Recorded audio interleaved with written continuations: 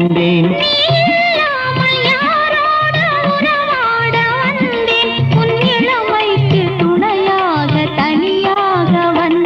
நான் மலரோடு தனியாக ஏன் இங்கு நின்றேன்? என் மகாராணி உன்னை காண ஓடோடி வந்தேன்.